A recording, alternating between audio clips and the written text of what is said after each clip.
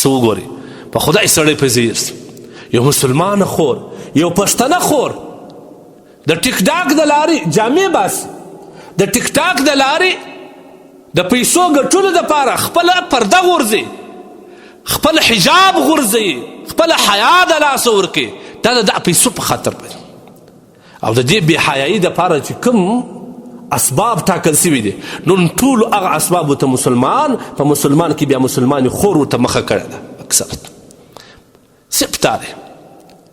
د الله رسول صلی الله علیه وسلم به مخکې ویلي موږ نه پوهېږو چې حب دنیا رأس کل خطیئه دنیا محبت به د هرې ګناه جړ څنګه به دا د یو څو روپو په خاطر باندې دې خبیثانو فحشي ته ملا وتړل ان الذين يحبون ان تشيع الفاحشه في الذين امنوا هغه کسان چې دا خوښوي چې په مؤمنانو کې فحاشي خپره کړي بې حیایي خپره کړي د الله قول دی چې د دې کسانو دپاره الله وایي زه دردناک عذاب ما ټاکلی دی دا خبیثان لپاره خدا خو دې یو په دنیا کې په یو داسې عذاب اخته کړي دغه څو ټیک ټاکرې فحاشي زنان دي الله جل جلاله که به دغه د قبلېدو واخلي خدای دې دا یو څو په داسې عذاب اخته کړي چې د ټولو دپاره عبرت سي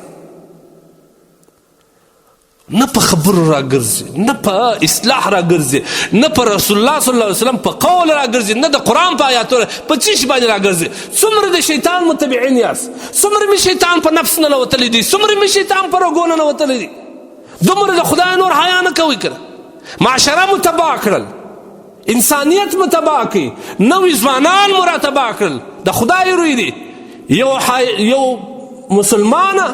پښتنه خور چې به پخوا راووتل په حجاب کې و په دغه حال کې و چې په دیواله باندې بې ځان مردی نن یو ټیک ټاکره فاحشه پښتنه مسلمانه برای نام دا راوځي نور خبیثان د هغې د ملاقات لپاره ورځغلي روغبړ ورسره کوي او دا د ځان لپاره افتخار بولي ما د پلانکي ټیک ټاکر سره ملاقات وکړي